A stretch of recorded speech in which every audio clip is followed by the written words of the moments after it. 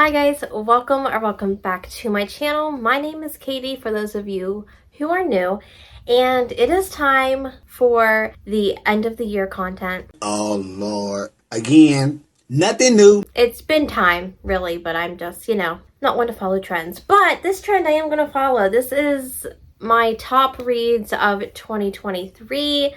These are the books that blew my mind. These are the books that are my ride or dies, the ones that I still think about to this day. They may not be like the best written, or they may not be like they have the best plot ever or whatever, but at the time when I was reading them, they made me feel things. Help me! I'm feeling. And if your book can make me feel things, more than likely it's going to be a favorite of the year. It's just because all these books made me feel things, whether that was good things, bad things, tingly things, they all made me feel it. So I have 10 to talk about, technically 13, but one's they're a trilogy, so it's going to be equal to 10. And then I have a honorable mention. So we're just going to get into it. We're going to start way back in January, work our way up to now. So the first book that I want to talk about that I just loved this year was The Choice by Ashley Jade. Okay, so this is a technical, I guess if we're going to get really technical, it is a spin-off prequel of The Words. In The Words, we are focused more on Phoenix and Lennon's story, and you see side characters of Josh, Skylar, and Memphis. Well, in this story, this is Memphis, Josh, and Skylar's story. So basically, this is a friends to lovers, brothers, girlfriend trope. It's messy. So basically, Memphis and Josh are foster brothers. They're not real brothers, but they grew up, in the foster system, so they kind of just think they feel like they're brothers. And they move into a house when they're 13, and Skylar is their neighbor. And growing up, Skylar lives with her aunt. I want to say it's her aunt and uncle, and her uncle is not the nicest man, if you catch my drift. And one night, Memphis sees Skylar, and he's like, "Oh, she's going to be mine." I think they're like 13 at the time. And he's like, "Oh, she's going to be mine." I don't think I ever said that when I was 13, that I ever thought that it was going to be anybody's, but that's okay. And something happens, and a choice is made, and Skylar and Josh end up bonding and getting together, and we see them throughout the years. I think we go all the way to age 18, but in the book that Memphis really wants to be with her, but he just knows he can't because it's his brother's girl, so he just never does anything. But there's an attraction. There's this attraction that they both can't explain, and all because of the choice that was made. Now there are consequences, which is a great segue into the sequel to this book, which is The Consequence, which will be out next year, which I'm so excited for. But we're talking about this book. This book is messy. This book has trigger warnings, so many. As always, they will be in the description down below because I feel like sometimes they can be spoilers as well. So if you need your triggers, check down below for any of these books. But I love this book. It is messy. It's toxic. I wanted to throw it at times, especially the end. And as soon as I got done that book, I had to go straight into The Words. And I'm glad I did, because what happens in this book, I feel so much more vindication because I read The Choice, and I read how Josh was as a character. So what happens in this book, I was down for.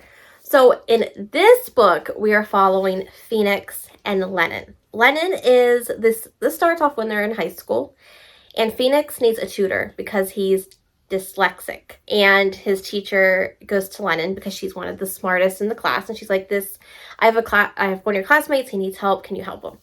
And she was like, yeah. So Lennon gets made fun of a lot because she's a curvier girl, and girls in high school are cruel. And so she and Phoenix, they start this tutoring relationship, and Phoenix just needs to graduate because he wants to go off and become famous. Him and his friend have a band, and that's just what he wants to do, but he has to graduate first. So she helps him with that. They start hanging out. They never really become an item, but there are feelings there, and they do try to hook up. I think once or twice. And then something happens. He does something. He betrays her, and they don't speak for years. Years and years go by, and now he's this famous rock star, and he needs a babysitter. Quite frankly, his manager doesn't know what else to do. He has tried to get people to come and watch him and try to like make sure he behaves, but every time they do, they end up sleeping with him because he's just that charming, apparently. You know, the rock star vibes. So the drummer in the band, who was also in the band in high school, tells him, hey, I have someone for you because this person will not want to sleep with him. I can guarantee it. She hates his guts. Cue Lennon. Lennon's like, I don't want to do this. I really don't. I hate this guy. I don't want to do this. He betrayed me. However, I need the money. So that's why she does it. So this book is toxic. It's a capital T. Toxic. They are toxic, but I am here for it. I loved it. This is a big book too, like, but it is so good. Like I love toxic. I don't know why. But I do. So if you're looking for a good rock star romance, again, there's trigger warnings in this, but I just loved it. And I listened to the audio of this. Perfection. The next book on my list is Cane of Wrath by Anna Huan. I don't know if this came out last year or the year before. I can't remember, but I read it this past year. This is book 1 in her Kings of Sin series, so like every deadly sin is getting a book. There are 3 books out now, I think. The 4th comes out next year, but this one is following Vivian and Dante. Vivian grew up in a family that's very like new money, so to speak, and Dante is very old money. He's, you know, very sought after. He's the bachelor that, you know, he's the most eligible bachelor. She's about 28 years old, and her parents are like, it's time for you to marry someone. Thank God I don't have her parents, because I'm 34, you know, and I'm not married. But they're like, okay, we have someone for you. You come to dinner, you're going to meet him. She's like, okay, because she, you know, she's very like prim proper. Okay. It's Dante. And I cannot remember why he agrees to this. I can't remember if it's because her dad is blackmailing him or has something on his brother. So that's kind of why he has to do this. So this is definitely like an arranged marriage of convenience for her family more so than his. But to make this look legit, he tells her, hey, you have to move in with me. So there's also forced proximity. And, you know, they start planning this wedding, and there's like this photo shoot scene that they're doing for like their engagement for this magazine. And I loved that because all I could think about was like those those photo shoots where strangers meet for the first time. They have to pretend like they're in love. Yeah, that was this. And then I'm pretty sure in this book, he says my wife, which just gives me the tingles every single time. I love it. So definitely, I have not gone on in the series yet. I have the books, I just haven't gone on, but I plan on it because this one was just really good. And all the side characters, I mean, I know have their own stories, so definite one of the favorites. And then, of course, I have to have a Candy Steiner on this list. She is one, if not my top author that I love. So I read On the Way to You, and this is actually one that I don't hear a lot of people talk about ever, which is a shame because it's so good. It's so emotional, but it's so good. Okay? In this book, we are following Emery and Cooper, and I think Emery is the girl, but it could be the boy. And I can't remember. Yes, Emery is the boy, Cooper is the girl. Cooper is living in a small town in Alabama, not much going on. She has a dream of going over to Seattle and kind of living and starting her life there, but she just hasn't made that jump yet. And then one day when she's working at the diner, this man comes in and she goes to take his order, and he asks her a question that says, how do you know when you're happy, or something like that. And it, you know, it gets her thinking that, you know, I don't know because I'm not happy. And she kind of tells him that, you know, I want to leave this and go someplace else. And he's like, well, coincidentally, I am on a road trip from here to Washington, to the Seattle area. Do you want to come along? And at first she's like, no, sir, because you could be a serial killer. No, sir. Mm-mm. But then as he's leaving, she's talking to her colleague, her coworker, and the girl's like, what do you have here? You have a mom who's abusing drugs and alcohol. There's nothing holding you back, so why don't you just go? And she's like, you know what? Screw it. Let's go. So she gets to his car. She's like, let's do it. So that's how it starts. And they have their road trip from Alabama all the way up to Seattle, Washington. And I loved getting to see like America through this trip. There's like the Grand Canyon. They go to Vegas. They go to New Orleans. It was just so good. There is disability rep because when she was younger, her mom and her were in a car accident that left her leg badly broken. So she did have to get amputated. So her lower leg is a prosthetic. So there's that representation. There's also mental health representation. So trigger warning for that. And the trigger warning will be down below as always. But if you have not read this and you want a good road trip read, read it. This is your sign to read it. Okay, we are now going to segue into the only thriller that's on this list this year. I only read a few. This one by far was the standout. By far. So this one is called Confessions, but I cannot pronounce the author's name, so I don't want to butcher it. So, but I think it's like Kane Monte. It's something like that. But okay, so this book it's not very long. It's like 6 or 7 chapters. And we're following a teacher who is a 7th grade, I want to say 6th or 7th grade teacher, and it's the last day of school, and she is retiring because during the school year, her 4-year-old daughter was murdered, and she knows that someone in her classroom is associated with it. Okay, she knows that they know what happened. And at the beginning of this book, she lets them know that she knows that they know. And just every single end of a chapter, there is a plot twist. And at the end of that first chapter, I went, no, she didn't. No, she didn't. Because my jaw was already on the floor. So this book is so amazing. Each chapter is a different point of view from someone in the classroom who is associated with what happened to her daughter. It is so good. I listened to the audiobook because it's actually like, it sounds like they're speaking to me. Because it's like you, okay? They're like, you know this and da-da-da. So good. Oh my, read this book. Do it. It's a quick read. If you haven't, oh my gosh, it's just so very good. The next book that I want to talk about is Rewrite Our Story by Kat Singleton.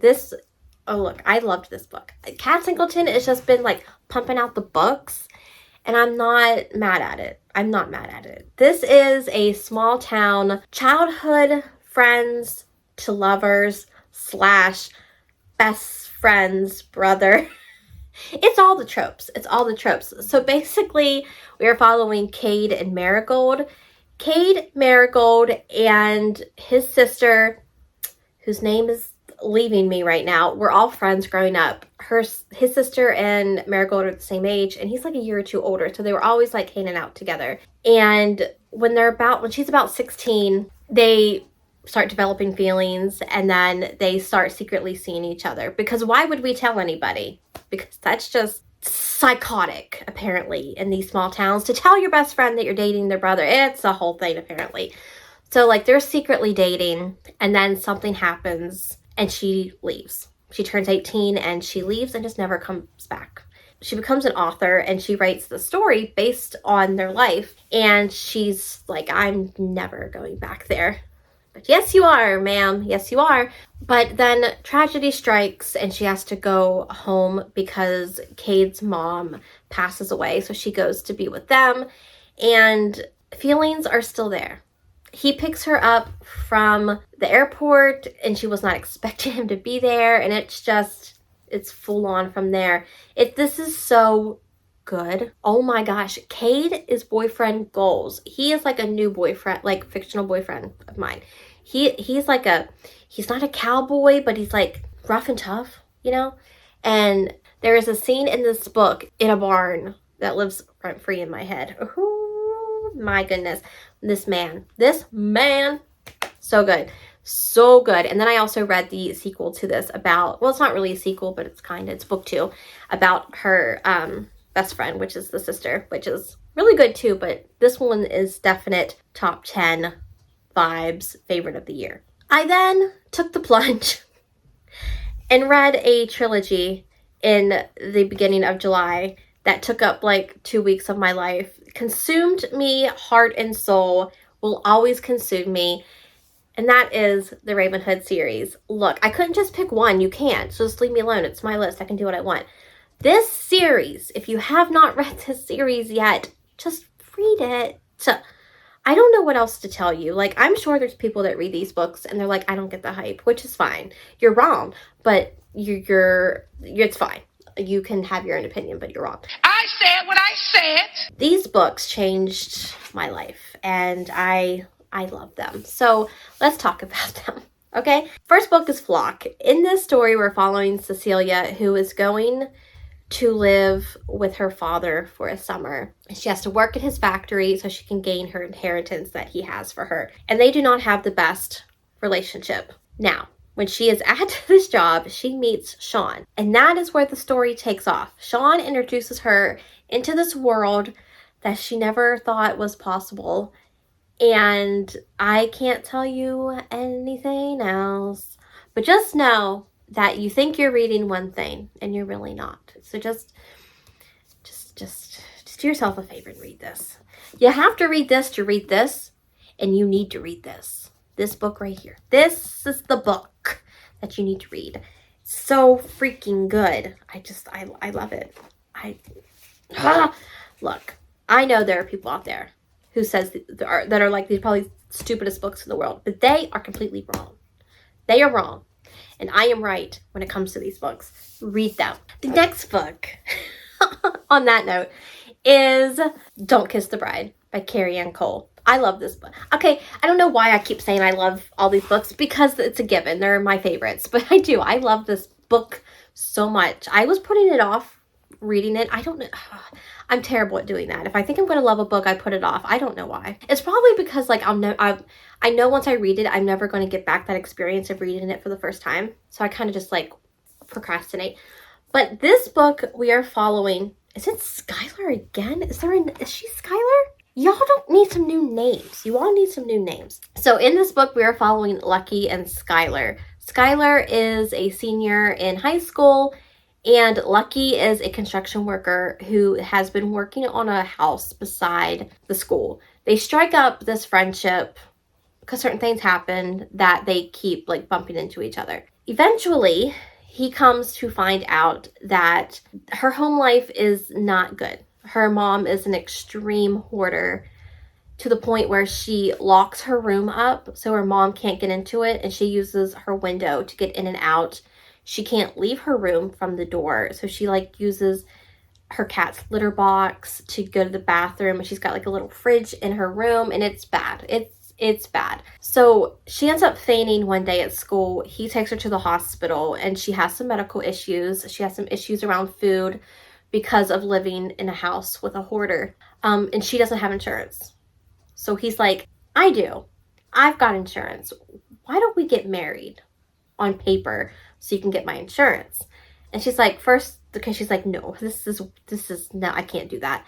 But eventually she agrees, and the only rule that they have is don't kiss the bride.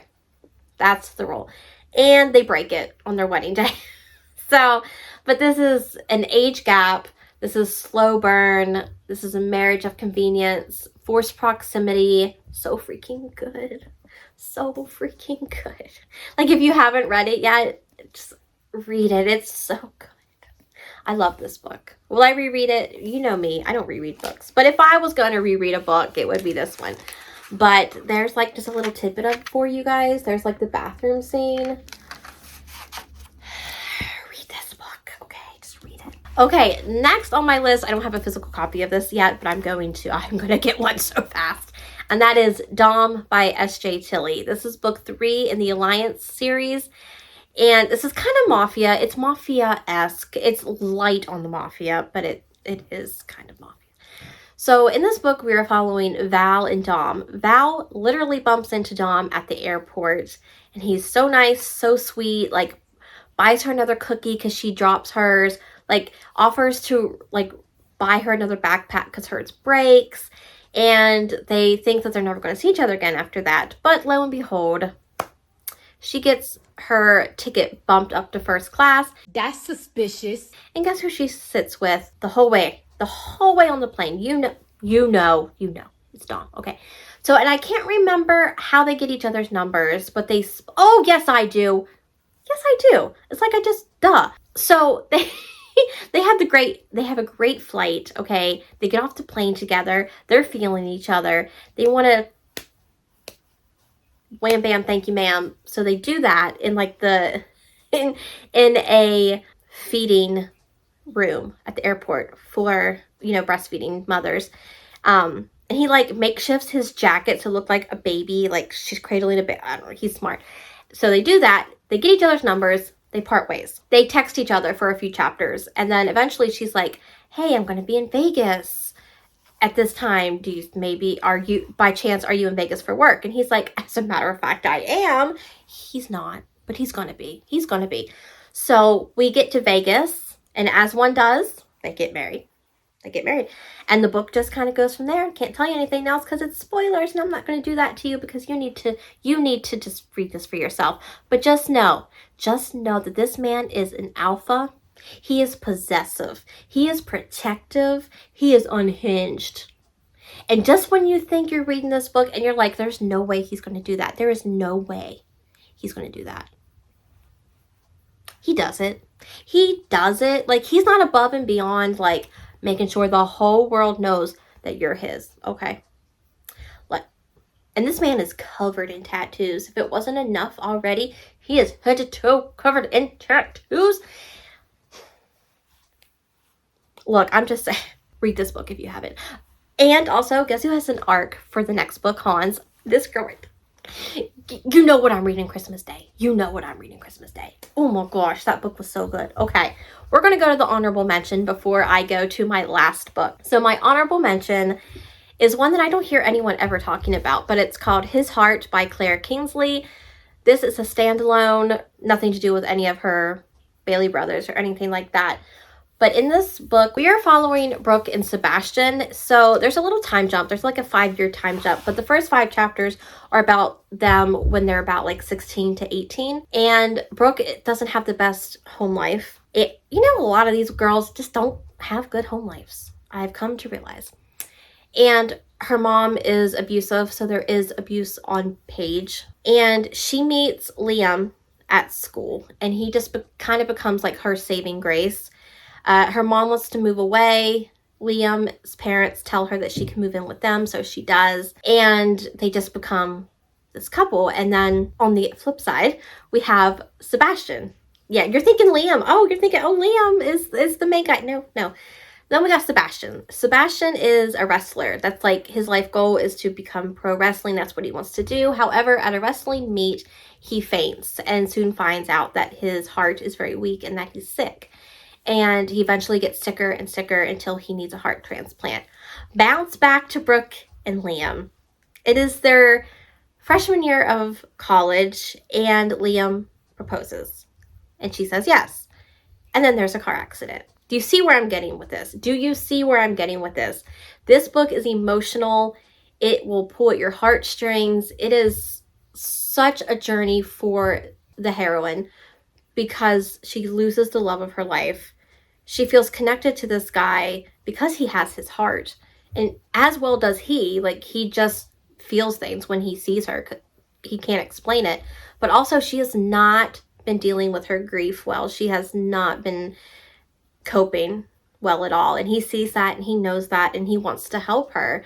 But at the end of the day, it really does come down to her wanting to help herself. So I loved this book so much. I didn't cry, but like, I think it's because I was just having a day. I was having a time, but like, I could see where people would cry with this book because it was so good. Like, if I was doing like a top 11, this would have been it, but I was doing a top 10. But definitely, if you haven't read this and you like the angst and you like emotional, definitely pick this up. And then my last book, my top 10 list, is none other than Sweet Dandelion by Macaulay Smeltzer. I have been putting this book off and putting it off because, one, it's a big book. She's bigger. And I'm just, she's thick, and I just wasn't prepared. Yeah, but McKay from Oh Hey, It's McKay here on BookTube just always raves about this book. And I'm like, you know what? You just got to do it, because I loved Confidence of Wildflowers. So I'm just like, I just have to do it. And I did it, and I'm so glad I listened to her. I'm so glad. Okay, this book, we are following Danny, or Dandelion, a year after a tragedy strikes, and she was involved in a school shooting, and she ended up losing her mom, who was a teacher. So she is moving in with her older brother in this condo, and she is going to be going to a new school. She has to repeat senior year because she missed so much of it because of what happened. And at this new school, they tell her to kind of help her acclimate into the school and kind of help her throughout the year. She's going to see the guidance counselor, whose name is Lachlan Taylor. He is 28 and he is gorgeous. She always calls him Superman. So of course, I mean, and you know, every Superman you've ever seen in life is gorgeous. So you know he's gorgeous. And so what happens when you meet this person who you have like this instant connection with, who you feel safe, you feel comfortable, you end up falling in love. That's what happens. That's what happens. And he fights it. He fights it because he knows, like, we can't do this. This is wrong. I'm your guidance counselor. Even though she is 18, she is of age. Just, you know, in case you were wondering. She is of age. But he's like, we can't do this. But they do. And it's so good because it's real. Because he ends up having to leave his job. There were rumors started. Look, just read it. It's taboo. It's age gap. It's so good. Just read it. Dang it. And then tell me about it. And tell me how much you loved it. But those are the books. Those are my top 10 books of 2023. I think, all in all, I read 50 books. I am currently on book 51, but it's Christmassy. I don't know if I'm really going to count it as technically reading, because Christmas books just don't count. It's just, there's like calories. They don't count at Christmas. But yeah, I enjoyed the books that I read this year. There wasn't really any ones that were completely disappointing, ones that I gave anything lower than a 3 stars. So you know what? I'm going to call it a win. But let me know down below. Let me know what your favorite read of 2023 was. What was that top one that you would recommend to anybody that would ask you? Or if, you know, you just want to leave me an emoji to let me know you were here, leave me any kind of Christmas emoji, because Christmas is in 2 days and I am beyond excited and thrilled. But if you enjoyed this video, be sure to give it a thumbs up and consider subscribing if you're new and would like to stick around. I would love to have you. My social media is linked down below as always, my Goodreads and my Instagram, if you want to stay more up to date and kind of like day-to-day behind the scenes of what I'm doing. But I hope you all have a great day or evening and a Merry Christmas, and I will see you all in the next one. Bye, guys. My foot is asleep. I can't do this anymore. I need to stand. I need a chair. I need something. I need a drink. That's what I need. Because, girl, my voice. Did I literally just talk for 32 minutes? Why am I the way I am? Now you have to edit a 32-minute video. One of those will do. Badly what, Katie? Strategy strikes. My foot's asleep. I can't think when my foot's asleep and it's tingling. That's my problem. There is a scene in this movie, in a movie. My goodness, what? It's like a movie in my head, apparently.